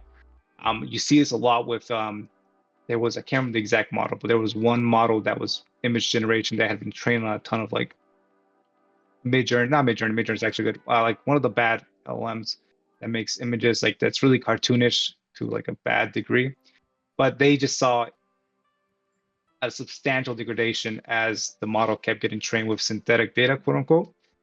Yeah, 100% that happens. And I think it's even like, I think it's a term. I can't remember what the term is, but something about it, it's like corruption or injecting. I don't know. But yeah, that's definitely happening. It's being actively studied. Well, I don't mean synthetic data. I mean like let's say like Yeah, in well, this hypothetical, like if the only book that was ever written is, I don't know, some Sonic fan fiction, right? right. Let's just say for argument's sake, then if an LLM just had that to go off of, like even in its all its varieties and all that, it wouldn't be able to pump out anything except Sonic fiction. So like let's say if all media and content from here on out becomes black pilled, cynic maxing doomer cell shit, Right. would the LLM not reflect that back to us in the way Yeah. that it operates? Yeah, no, exactly. That's exactly what I mean. Like any like it's gonna reflect back to you. But what I'm saying is like even now, right? Like there's companies scraping the internet now, selling data. Even now, they're taking in like if you and a very example is recipes, right? If you look up a recipe of like I don't know chicken and waffles, right? You'll get the first top 10 results are going to be something that's made very clearly by an LLM, very clearly pushed by the SEO industry, and you would read it and like you could just tell right away, right? This is ChatGPT, this is whatever. Right? There's a certain like uncanny valley almost like effect. That's also getting put into the data, right? With the Sonic fan fiction, with the real stuff, right? You're already seeing it happen. Companies have already seen this and made a couple of papers about it. So 100%, it's going to reflect what I'm trying to get at. It's like it's already happening with the LLM on its own. It's kind of a weird spot where it's like it's kind of synthetic data, it's kind of not. It's does it say slop for lack of a better word? Mm-hmm. But yeah, 100%, and that's already happening. Interesting.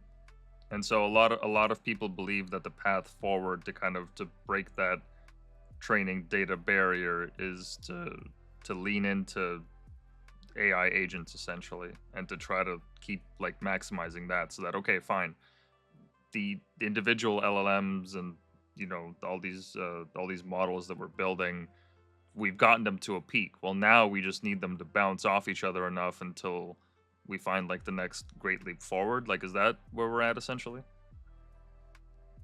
Yes and no. Like I said, there's a big split in the community. I think there's a certain name for the technique they're trying to use. I want to say it's something chinchilla, but there's like a new technique that they're trying to use to get improved results with the synthetic data training. What I have seen and what's pretty interesting is a couple of months ago, I want to say maybe 2, 3 months ago, I was speaking to someone and they said like, hey, if you wanted to like make money, if you wanted to make money with little competition, what you would do is you would go to these whoever is selling the data, right? Whoever's buying it, and you would say, hey, you've pretty much sucked all the English out of the world, right? Every single book, you've copied every single blog, you've copied everything in English, you've pretty much done it, right? There's only so many times you can scrape the same SEO article, right? Mm-hmm. What they haven't scraped is a lot of the other languages. On the internet, yes, but think of like, for example, I can't tell you how many little towns in Mexico that have libraries that stuff in Spanish that they have no internet connection. Like, how is that gonna be used as training data? It can't because they can't even contact the internet. How is that gonna happen? So there's a lot of alpha, quote unquote. There's a lot of knowledge that's still yet to be scraped. It's just that logistically it's hard to get to, right? Like, let's say you go to a library in a third world country, right? You gotta First you gotta know where it's at, right? Then you gotta set up a whole OCR operation, right? You gotta scan it. Then you gotta transfer that data with like a Starlink or something, take it back somewhere else, right? It just becomes a big issue, big logistical issue. But I think eventually that's what's going to end up happening. You'll start to have other data being consumed, quote unquote, in just more like esoteric or hard to reach languages. I see. Because that example that you mentioned about the small town in Mexico, that actually reminds me of something that I stumbled upon in the last couple of days. So there's this thing called the Vesuvius Project or Vesuvius Challenge. Have you heard of it? Not So basically, it's, from my understanding, it's that there's a challenge with a lot of interpretation of archaeological items, whether it's like the language just simply doesn't exist, or there's no equivalent language to even kind of, try to see if there's any similarities in the characters themselves. And in the case of the Vesuvius Challenge, with the incident of Pompeii and how that entire city got covered in ash, they found that a lot of these scrolls, I don't know if it was ultrasound or CT scans or what they did, but they essentially penetrated it and they found like, oh shit, the characters are actually like still somewhat legible. Like we could actually potentially scan this and create some kind of, I guess, like a virtual scroll and unfurl it and actually analyze the text to, to just understand like what was actually being recorded here. Was it just actual, records of sales, or is there something, in philosophy or culture that we can uncover here? So there's a challenge right now where they're trying to use all these different AI models and all this different technology to kind of just better like find new ways of just scouring this data that has been lost for, God knows how long. Or like on occasion I'll stumble upon a post on X that says like, oh, check out this library in Tibet with thousands of texts that are slowly being worked through. Well, what happens when you're able to send out, drones out into the wild, just the automated AI with LiDAR or what have you, and you're able to just gather this data without any kind of human intervention? But that brings me to a question. Do you think that even in the amount of data that exists out there, like whether it's in archaeological digs or what have you, or just, small town libraries, is that enough to like make a dent in terms of like the capabilities of an AI? Or is it just like just getting this data like, just for the sake of having it be part of the human record? Like, should that be the motivation?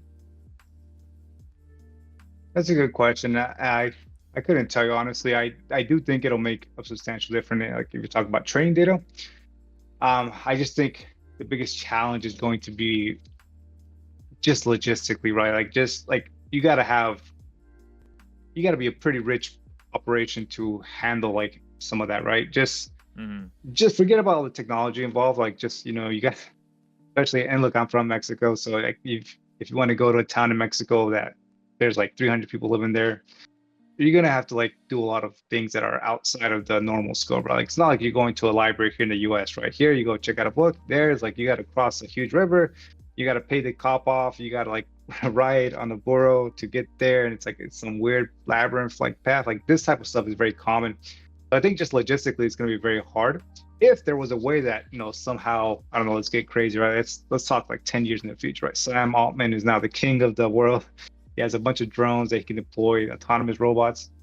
Then I can see it happening, right? But I just think logistically, I don't think the technology is actually the issue. I think the issue is just like getting there and transporting everything.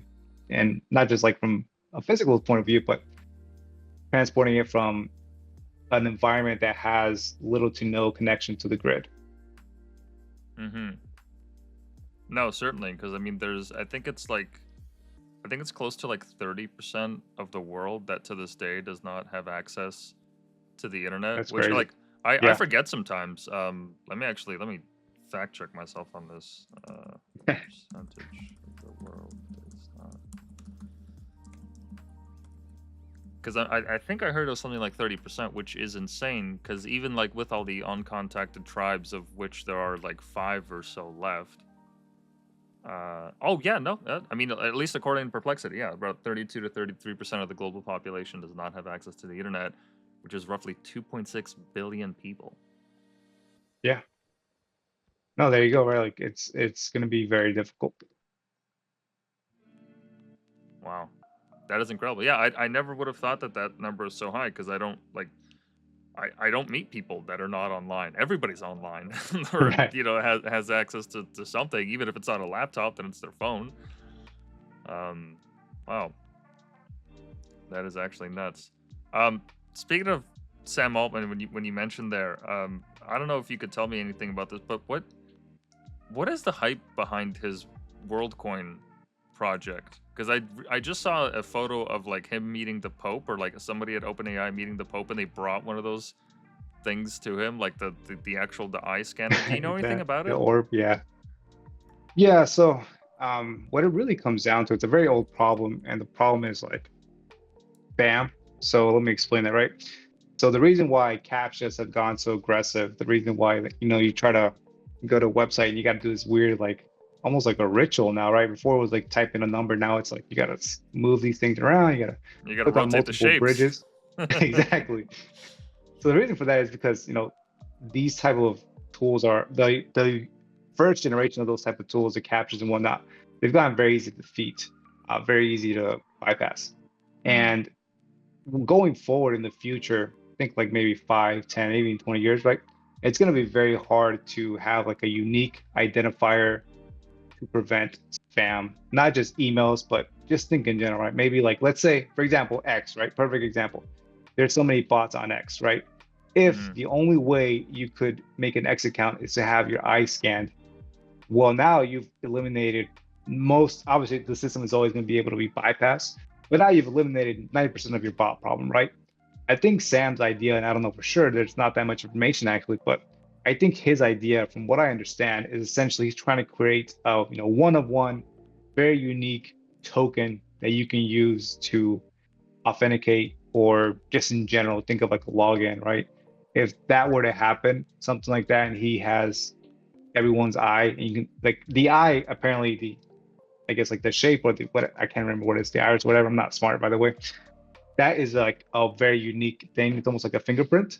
mm-hmm. So that'll be your essentially your key to the internet. That's what I think he's trying to do. I see. Yeah, because I've never really dabbled in this space, but I've heard of like just some basic theories around what Web 3.0 is going to look like. And the basic idea is, for my limited understanding, is blockchain everything. And the reason for it being similar to WorldCoin is that if everything is on the chain and everyone can see it and everyone has unique identifiers, then it becomes very difficult to be skeevy or scammy or even like a bot, because everyone is able to see that Exactly. activity there. Yeah. Yeah, exactly. Like a one of one, like you can only have one wallet, quote unquote, inside to you. You ever like steal, you ever scam, like you know exactly who it was, and we have your all of your information.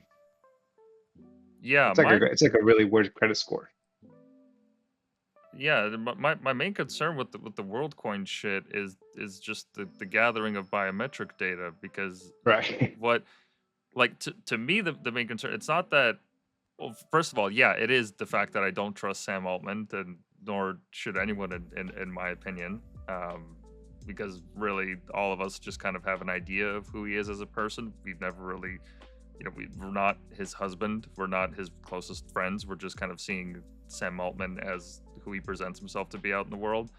Um, but even so, I don't trust that, because at least the WorldCoin, because who's to say that as like AI accelerates, well, AIs that become really good at pen testing are also going to accelerate. And the with the way that security is going to work, I mean, I don't even know how it looks on that scale when you have just rogue AI agents floating around in the ether, automated or otherwise, and how that latches itself onto platforms like WorldCoin. Because I mean, just as a rudimentary example, I remember it was the Center for Humane Technology, I believe it's called. It's run by Raskin and another gentleman, I forget his name. But one of the guys that's actually behind this organization, he actually created the technology behind doom scrolling. So he like invented this the idea of the constant feed.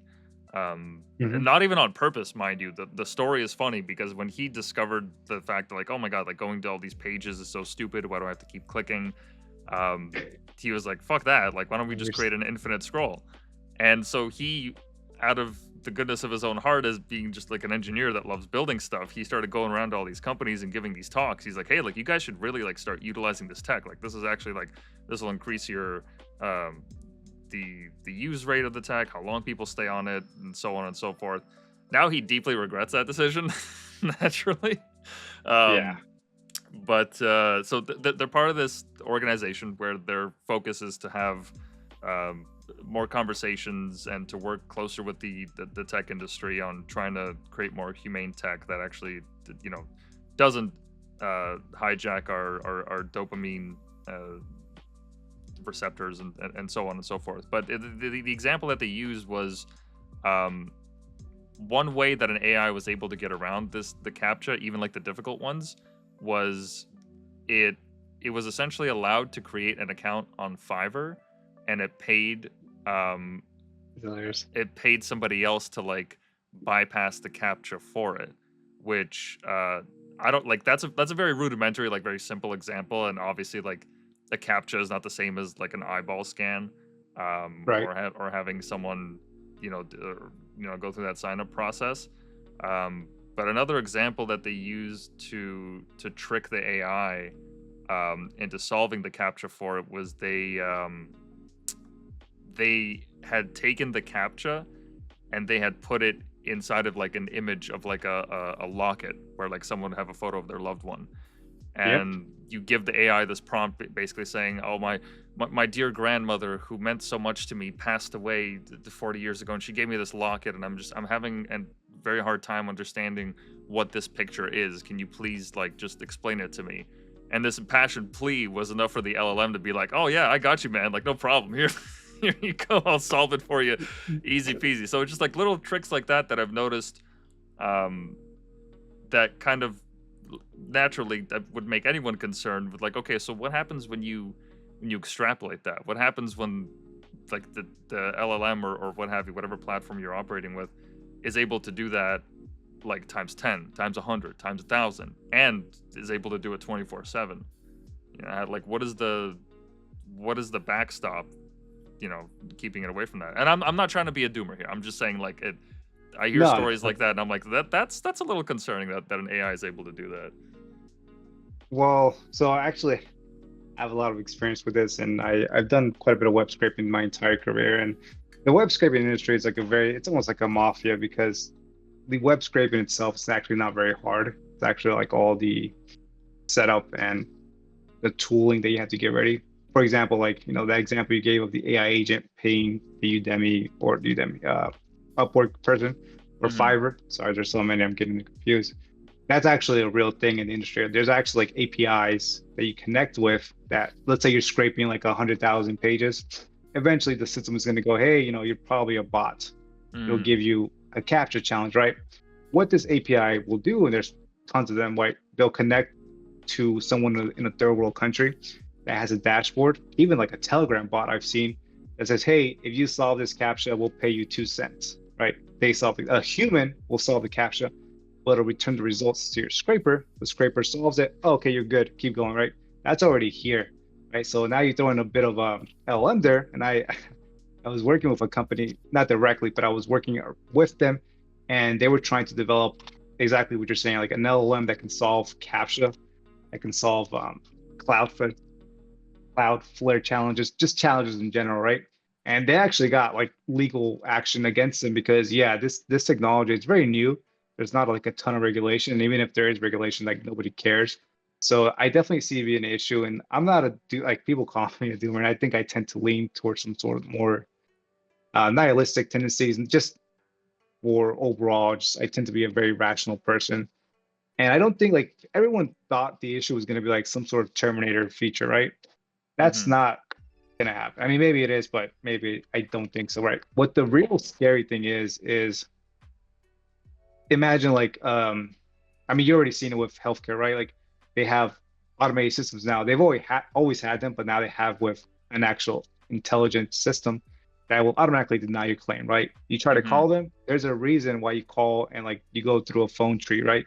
They want you off the phone. They don't actually want you to talk to them. So they're gonna keep they've have studies, they've done entire like there's a person that's making six figures that's studying what's the most effective way to get you off the phone so you don't have your claim approved. And the real insidious thing is that's going to start to happen is like we're going to start to see a lot of corporations apply this type of technology to healthcare, to like call centers, to retail, and there's really you're really not going to have an option. Like if you're working at let's say Walmart, right? Like, and if your job is to make the most money, right? You kind of by default have to use these tools to be competitive. And I've already seen them, and it's pretty scary. Not because like what they can do, but just how they're applied, right? Like if you can deny someone's claim automatically with an AI, like you've done a couple of things, right? Number one, you've obviously denied someone's claim. Maybe you're right, maybe you're not, but the AI, it tends to be pretty accurate. So who cares, right? If we have a 30% error rate, the corporation's gonna go fuck that person, right? They don't really care. So you've done that. But what you're not thinking about is that they also have eliminated a job, right? And I used to work in a call center years and years ago, probably close to a decade. Probably actually my call center job was the last job I had before working as a developer. And there was a big push to get as many people to these automated systems. Like, when you call and like you say, hey, for customer service, say customer service.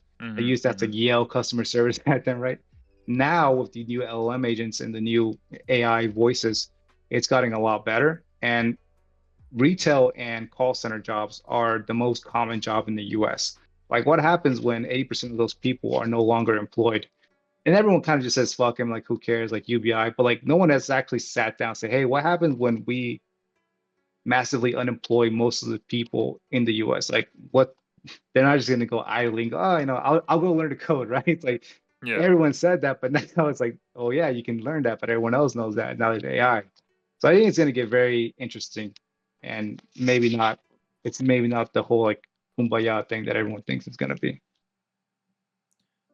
Well, that's interesting that you bring up that point about the how insurance companies operate in that space. Because I don't know if this is a real use case or maybe this is just like a thought experiment that someone came up with. But I remember reading something that basically said it's like, okay, well, these tools are all great and whatnot, and it's cool that we have Apple smartwatches that are able to get your your O2 levels. It's able to understand your sleep.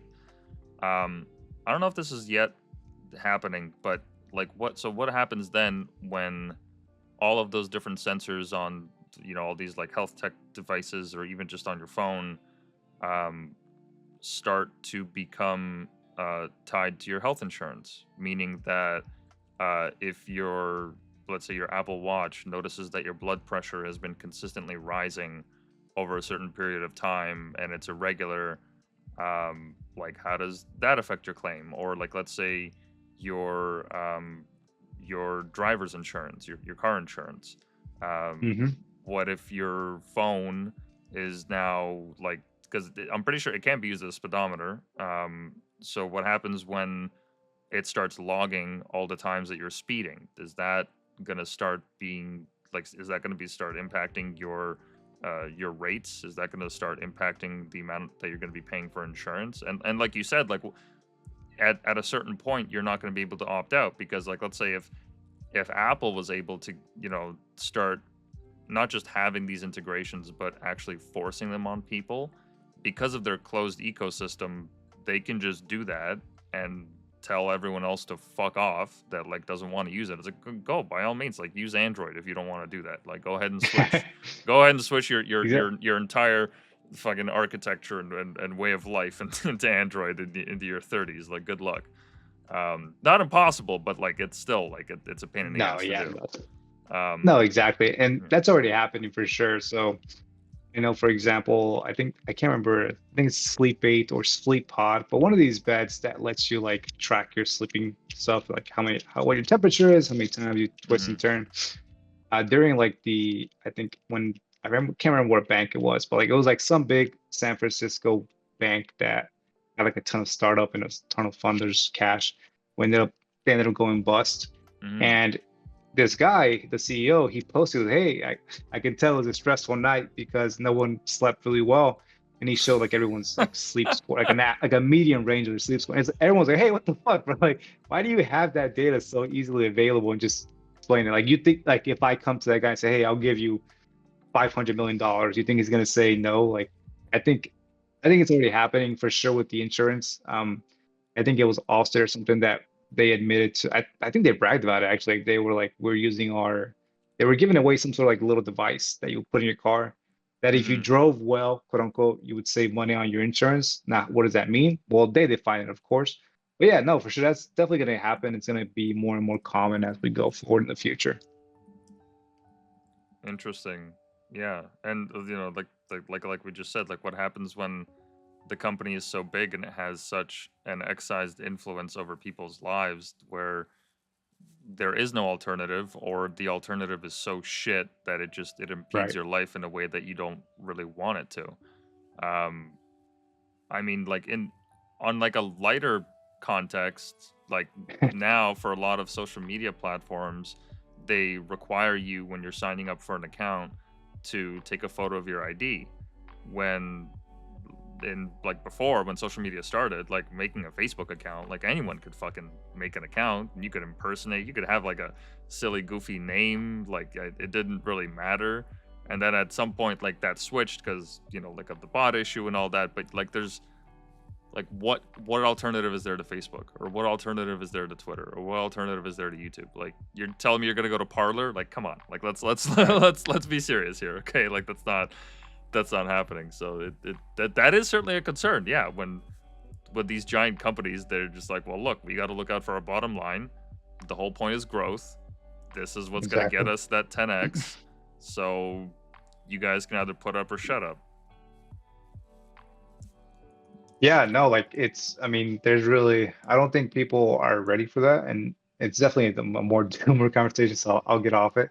But yeah, there's really not going to be an option. And that's one of the reasons why I think people should really start to look into these tools, because I think the only like real way to combat this, these corporations, and I sound very, communist and whatnot, but the only way to really like combat some of this stuff is that the open source tools, the open source models, they have to become just as powerful or just as somewhat close.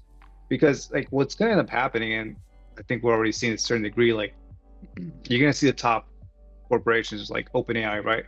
They're going to go, hey, like you can't have this technology, you can't have these models, it's too dangerous, right? We need Mm-hmm. to regulate, we need to have all these. And you're already seeing that, right? Like OpenAI, they lobbied aggressively to have some of these regulations. And what they're trying to do is very obvious, right? They're trying to corner the market and they're trying to essentially have monopoly. And the only way that can be stopped to a certain degree, it's not going to be stopped forever, but the only way that can be stopped, at least have like a fighting chance against it, is if the open source tools and models get somewhere near enough, effective enough, good enough to somewhat compete with them. That's really the only way. I don't see any other way that it's possible to compete with them. Yeah, and I definitely understand what you're saying there, because I've heard a lot of noise in the AI space regarding open source and the focus on it. And like I myself, I've always kind of veered towards that kind of software. Like if I can find an open source alternative, I'd much rather use that. Like for documents, I use LibreOffice for the most part. Um, for browsers, I think Brave is open source, but I could be wrong on that. But in any case, because the intrinsic value is that everyone can see how the sausage is made, they can make the assessments for themselves, whether it's a secure application platform, what have you, um, and to have like actual community input on the process instead of just a hidden board of executives that have their own agendas, whether political or economic or what have you. Having some kind of a bulwark that can stand against that is, I mean, it's absolutely critical. Like what happens when well, I mean, this is really happening right now. Like when Europe has essentially shut down Right. a lot of like AI development and essentially just shot itself in the foot because it's quote unquote dangerous when like the LLMs they're out there. There's no changing that. The genie's out of the bottle. So like, do you guys want to be stuck in the cave, just kind of interpreting the images as they go, or do you actually want to be in control of the messaging here? It seems very strange how they're going about developing it like that because of like fear, doomerism. I don't understand what is it like this idea of safetyism. Well, so. I mean, yeah, it sucks, right? Imagine being like someone who's really passionate about this or wants to learn how to use these tools, and your government saying we can't, right? That would absolutely suck. And I know a lot of people use VPNs and whatnot. There's ways to get around it, so Mm-hmm. it's not even the world. Like the average person, they're not going to want to set up a VPN, a private VPS to get this stuff right. Like so, you shoot a lot of innovation in the foot. I think what they're trying to do as like a principle, it's good, right? Because they're trying to prevent the stuff that's already happening here in the US, right? Like they're trying to prevent AI to be used against the people, quote unquote. Like there's a reason why, everyone goes to Europe and they say they lost 10 pounds, right? Their food is just better. Obviously, Mm-hmm. people walk a lot when they're traveling. That everyone misses that for some reason. But their food regulation is actually pretty aggressive, and I think you could argue that's definitely good for the community as a whole, right? I think they're trying to do the same thing. I just don't think they understand how far behind they are and how much like you're saying, right? The genie's already out of the bottle. Like you can't stop it. And trying to do these like boomer things that you think is gonna have some good effect, it's gonna have almost the opposite effect. Like you're gonna get left behind. The entire generation in Europe is gonna get left behind because they're not being allowed to use these tools effectively. Yeah, and it's strange because from what I know, like one of the top companies, or I don't know if they are even a company, but like one of the top organizations that um, is in the AI open source space, Mistral, like aren't Yep. they headquartered in France? I'm pretty sure they are. Yeah, I haven't heard too much about like what they've been up to since the ban. I hope they're still keeping on because I just the vibe that I get from them is like it's 10 out of 10. They drop models out of nowhere, no Mhm. fanfare, like no like big like hype, like how the OpenAI's blog posts have like become a meme, like none of that kind of Right. shit. They just come out, swinging. They're like, "All right, here you go. By all means, take a look at it, play with it, let us know what you think," and then they just move on to the next thing.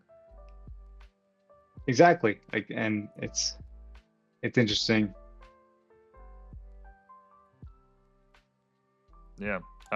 Listen, I know that you had to head out after 2 hours, so I don't want to keep you any longer than you got to be if you got to head out.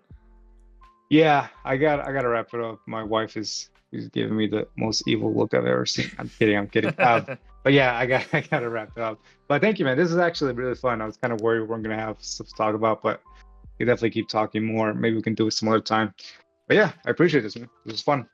Yeah, yeah, would definitely love to have you on sometime because, as I said, I'm kind of on the outside peering in, and I love hearing experts in their field talk about this stuff. Just because, like, right now, it it's on everyone's minds, and it's one of the greatest times to be alive in human civilization to just kind of see all this get built up and be spectators to it all. So yeah, no, thanks again for taking the time.